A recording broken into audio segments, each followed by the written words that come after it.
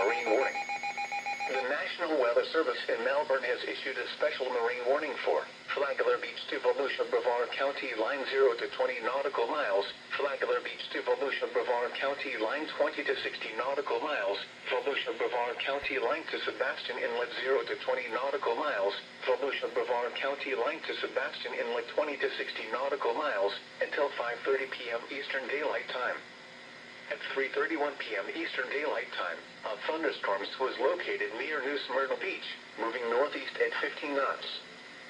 Scattered showers and isolated lightning storms will continue to move off of the coast through the afternoon with strong wind gusts. Hazard, wind gusts 34 knots, or greater. Source, radar. Impact, expect wind gusts in excess of 34 knots, suddenly high waves, lightning and heavy downpours. Make sure all on board are wearing life jackets. Return to safe harbor if possible.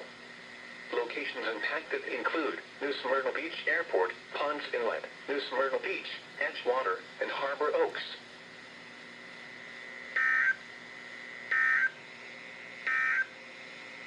Marine forecast. It really came out of nowhere. Jeez. Wow.